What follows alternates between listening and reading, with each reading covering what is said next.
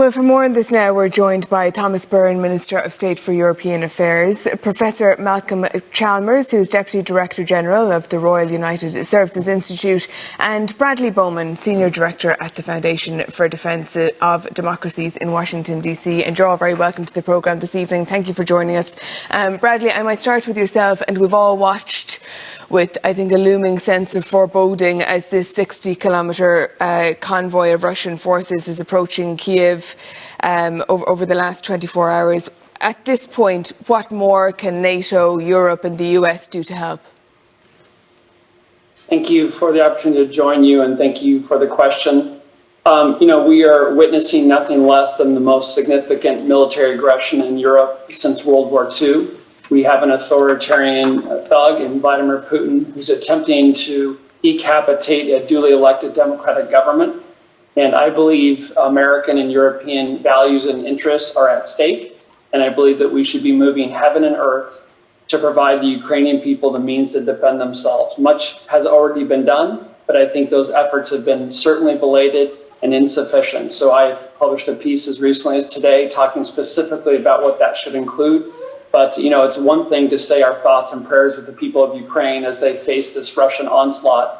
But after we express those good sentiments, I think we need to act, because the Ukrainian people are not just fighting for themselves, they're fighting for the rules-based international order, which sounds very wonky, but we all enjoy the benefits of that rules-based international order every day, and we take it for granted at our peril. Okay, so can you talk us through then some of the specifics that you think would make an immediate and indeed crucial difference at this point in the conflict for Ukraine? Yes, I can. So we provided Javelin anti-tank missiles to the Ukrainians. We provided them Stinger missiles for shooting down aircraft. There are some estimates that they're going to run out of those within the week.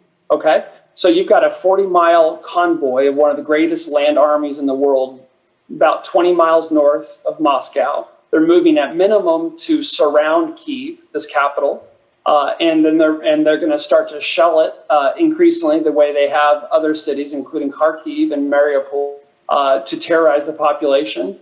They're going to probably move in and try to decapitate the government. So before they completely encircle it, we need to get all the weapons we can in there, give them things that they're going to need for urban fighting.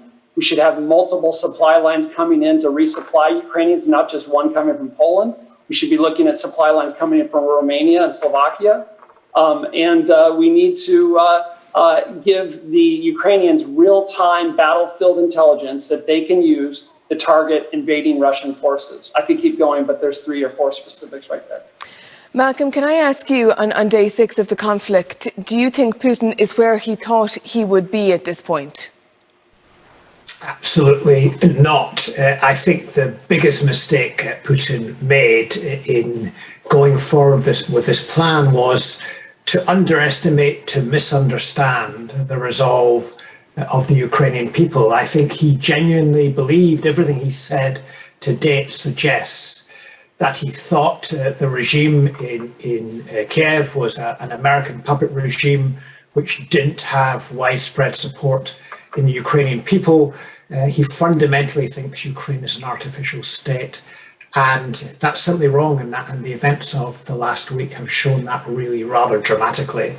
And I think he felt, and I think that's one of the reasons why the initial Russian onslaught was relatively light and rather disorganized in nature. He felt that he would be able to take out Zelensky very early on and take Kiev with relatively little violence. And we're now moving on to a further stage, of course. But I think the other thing which has surprised a number of observers is the capabilities that the Russian forces have demonstrated. The lack of Air Force capability, use of the Air Force has been relatively limited. Ukrainian Air Force still flying after almost a week, and so on and so forth. And finally, I think he underestimated the unity of the West and the scale and depth of the sanctions which have already been agreed, and there may well be more. So on all those fronts, I think people in Russia many people in Russia are deeply opposed to what Putin has done, and he doesn't have much time to seal his success before his popularity at home begins to plummet. Okay, and we heard there from the opposition leader, Kira Rudnick in Ukraine, that one of two things that they would be looking for, Malcolm, in terms of support, is that there would be a no-fly zone implemented over Ukraine. What do you think of that?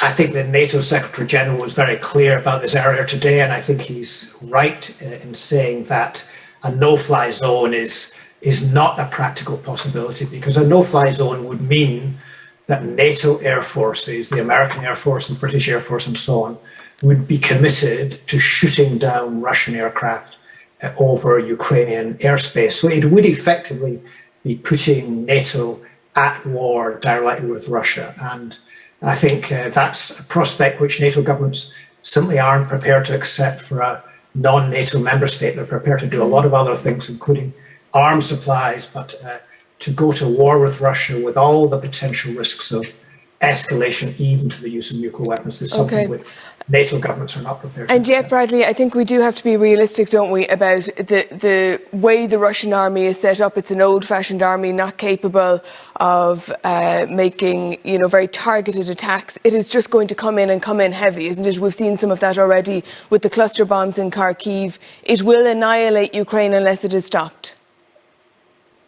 Right. I think I agree with most everything the gentleman just said, but I would hasten your viewers to be careful with premature conclusions. The Ukrainian people are fighting in a brave way that's incredibly inspirational. There are free people trying to defend their homes, and my reading of history tells me underestimate free people's willingness and power to fight for their land.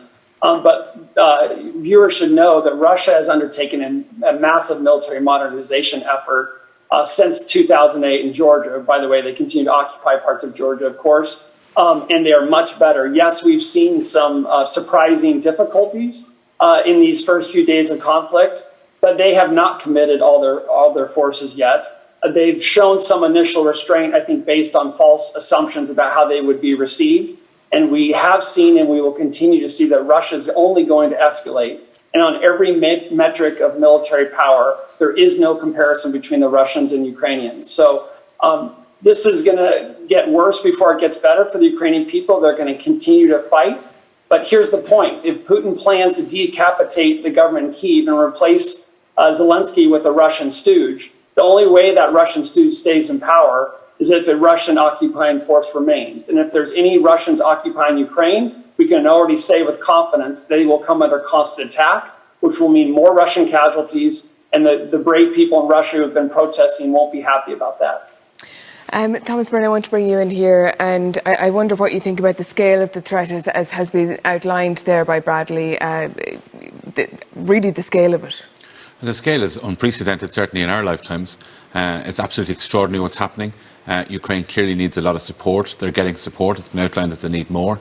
The Irish government will be doing whatever we can, really everything that's non-lethal, because quite frankly we don't have the experience or the equipment to give. We don't even have it for ourselves in many cases. But we're giving a lot of support to Ukraine, and we're going to continue to do that. I mean, who can't be moved by the sights of babies in underground car parks and underground shelters tonight? And we're doing that tonight. The Taoiseach had a conversation with the Prime Minister of Ukraine. We were thanked for our help, but they have asks, of course. So in the Dáil tonight, Stephen Donnelly announced some support that's been requested in terms of health, and also the Taoiseach stated that we support their application for membership of the European Union as well, which is one of the asks that Kira had as well here. Yes. And that's a signal. But I think it's something that could happen quickly.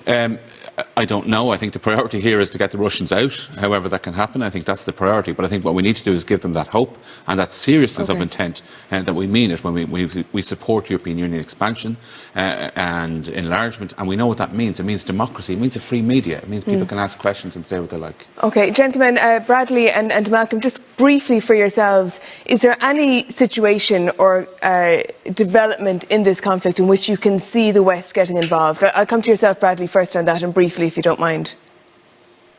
I think the danger of NATO forces engaging with Russian forces will depend whether Putin escalates. And I think Putin may escalate if he perceives our response to be weak.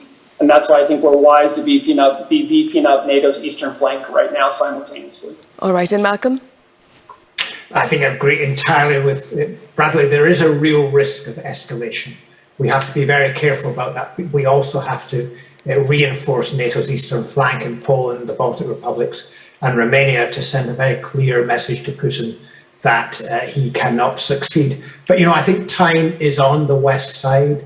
The longer that it takes Putin to establish a fragile control over Ukraine, the more difficult his situation will be. So it will be a difficult couple of weeks ahead. Malcolm Chalmers and Bradley Bowman, thank you both very much for joining us. Minister